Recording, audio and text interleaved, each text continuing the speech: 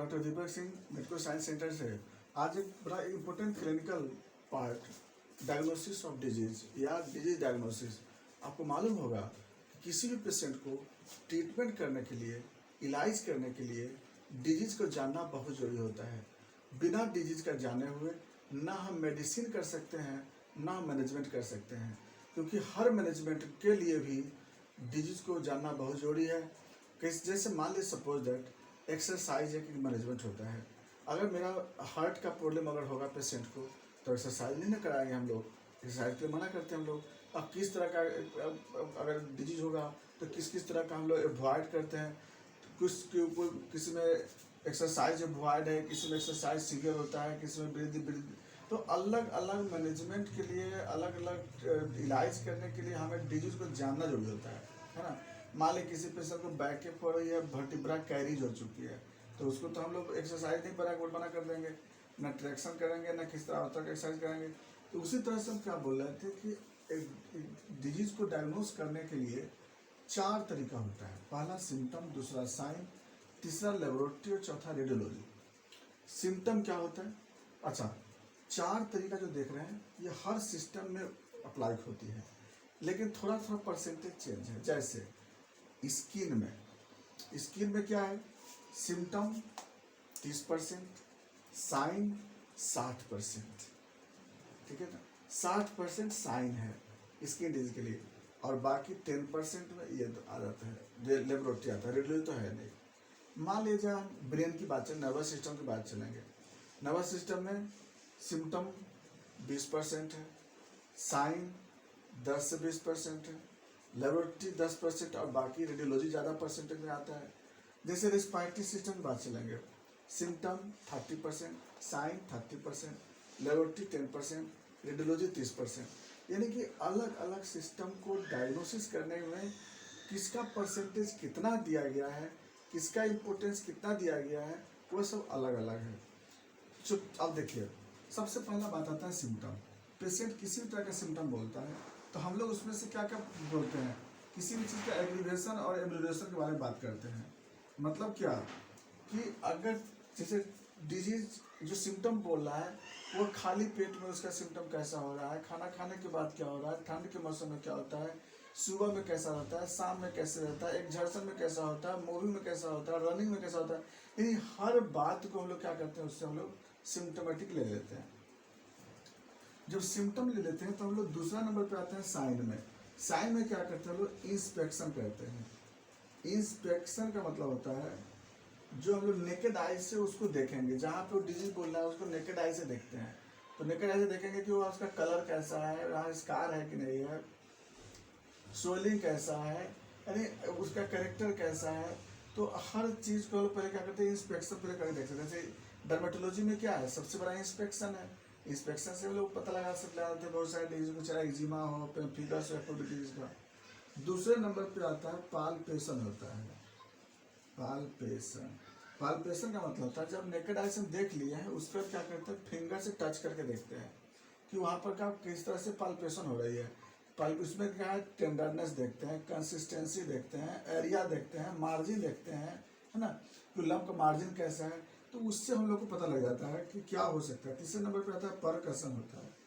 Percussion का मतलब होता है कि जब फिंगर के द्वारा हम लोग ठोक के देखते हैं, उसको प्रेशर डाल के देखते हैं। जैसे अब्डोमेन का नॉर्मल परकशन जो होता है वो डल होता है, अब रेजोनेंस होता है।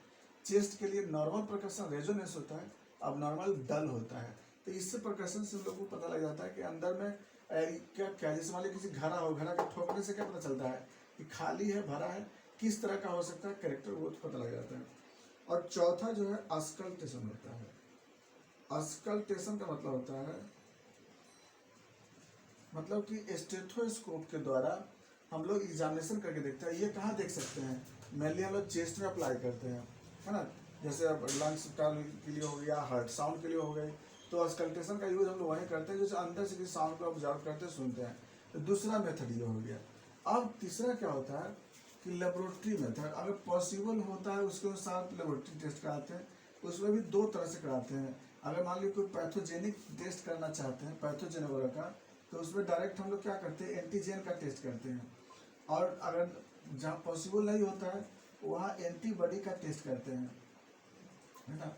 और दूसरा चीज होता है इसमें स्पेसिफिक और भी होता है, उसमें लोग नॉन स्पेसिफिक में जैसे कि टीसी टीएलसी होता है, डीएलसी है, ईएसआर है, सीआरपी टेस्ट है। तो इस तरह से क्या होता है कि लेबोरेटरी से भी हम लोग आइडिया लगाते हैं, लेकिन अलग अलग डिजीज के लिए डिफरेंट डिफरेंट टाइप्स का डिजीज है। अब जॉन्डिस हो गया तो बिलिरुबिन का जांच कराना है, एसजीपीटी, यानी कि लेबोरेटरी में हार्मोन का जांच, बायोकेमिकल का जांच, एंटीजन एंटीबॉडी का जांच, यानी कि उससे हमको आइडिया लग जाएगा कि किस टाइप का डिजीज होगा ये। तो लेबोरेटरी से ही डिजीज वाइज अलग अलग फाइंडिंग होता है। जैसे लीवर का डिजीज अगर होगा तो लीवर के डिजीज में सिम्टम बहुत कम, साइन बहुत कम, यानी कि सिम्टम लीवर डिजीज में क्या है, सिम्टम मुश्किल से 10-20% सिम्टम पता चलता है, 10% साइन से पता चलता है, लेकिन पैथोलॉजिकल वहाँ पर 50 से 60% में आता है, बाकी 10% रेडियोलॉजी में। तो वही बताया ना कि हर ऑर्गन के डिजीज में अलग अलग तरह का परसेंटेज होता है। हम जब सिस्टमेटिक पढ़ाते हैं उसको बता देंगे इसको आपको कि कितना जरूरत पड़ता है। तो इसमें लोग लेबोरेटरी से हम लोग देख सकते हैं। रेडियोलॉजी से हम लोग क्या है ना कि इसमें भी अलग अलग ऑर्गन के परसेंटेज अलग अलग होता है। जैसे कार्डिक डिजीज के लिए रेडियोलॉजी का ज़्यादा इंपॉर्टेंट आता है, जैसे ईसीजी हो गया, एक्सरे हो गया, यूएसजी हो गया हार्ट का, एंजियोग्राफी हो गया, या फिर टीएमटी हो गया, इकोकार्डियोग्राफी हो गया। तो अलग अलग ऑर्गन्स वाइज भी रेडियोलॉजी का अलग अलग इंपॉर्टेंस पड़ता है, जिसमें कि लोग कई थ्योरी बनाते हैं। पेनिट्रेशन थ्योरी में कौन सा होता है, एक्सरे होता है। इसके बाद इसी में आता है डाई एक्सरे आता है, मैंने कंट्रास्ट एक्सरे भी आता है, कंट्रास्ट एक्सरे। फिर इसी में आता है आपको क्या, स्कोपी होता है। स्कोपी में जैसे कि राइनोस्कोपी, रेटिनोस्कोपी, या फिर कॉल्पोस्कोपी, इंडोस्कोपी, अलग अलग तरह का स्कोपी होता है। इसके बाद फिर आता है, फिर बेयर थ्योरी पर क्या है, यूएसजी आता है, अल्ट्रासोनोग्राफी आता है। फिर हाई पेनिट्रेशन पे आता है सीटी स्कैन आता है, एमआरआई होता है। तो इस तरह से क्या होता है कि जब चारों पार्ट हम लोग देख लेते हैं, साइन, सिम्टम, साइन, और तब जाकर के हम लोग फाइनली एक डिजीज तक पहुंचते हैं, और तब जाकर के हम लोग डिजीज के बारे में बता देते हैं कि कौन सा डिजीज होगा इस पेशेंट को। अब जैसे मान ली एक छोटा सा एग्जाम्पल बताते हैं। पेशेंट आया सिम्टम लेकर, क्या, नोजिया, वोमिटिंग ये हो रही है, एनोरेक्सिया भी है, राइट हाइपोकॉन्ड्रिया की तरफ पेन भी हो रही है, थोड़ा दिमाग लगेगा। फिर हम लोग बोलेंगे अच्छा, वो बोला है कि यूरिन भी येलो होती है, तब हम लोग साइन में देखेंगे। साइन में क्या करेंगे हम लोग, उसका स्क्लेरा देखेंगे, स्क्लेरा को हम लोग एग्जामिनेशन करके देखेंगे, डोर्सम ऑफ टंग देखेंगे, नेल पेट देखेंगे। ये देखने के बाद सोचे अच्छा ये हो सकता है, चलो थोड़ा सा हम जांच करके देख लेंगे लीवर प्रॉब्लम तो नहीं है। तो आप लोग क्या करेंगे, सीरम बिलिरुबिन, एसजीपीटी, एसजीओटी और आयरन फॉस्फेटेज, अगर उसमें देख रहे हैं कि वेरिएशन अगर आ रही है, एक अल्ट्रासाउंड करा के भी देख लेते हैं, लीवर का पोजीशन देख लेते हैं। अगर सब चीज़ मिल गया हमें, लीवर देख लिए अल्ट्रासोनोग्राफी से, बायोकेमिकल एग्जामिनेशन से उसका हर चीज़ देख लिए, बिलिरुबिन, एसजीपीटी देख लिए, और उसको साइन भी देख रहे हैं कि पल्पेशन वगैरह थोड़ा सा माइल्ड हो रही है, और सिम्टम भी देख लिया। अगर चारों मिल गया तो क्या हो गई, लास्ट में एकदम बता सकते हैं ना कि नहीं पेशेंट को हिपेटाइटिस है, इसका हम लोग क्या करेंगे, वो जल्द ट्रीटमेंट करते हैं। तो इसी तरह से क्या होता है, किसी भी डायग्नोसिस करने के लिए हमें 4 मेथड अपनाना होता है। अलग अलग डिजीज हम लोग अलग अलग बताएंगे बाकी नेक्स्ट वीडियो।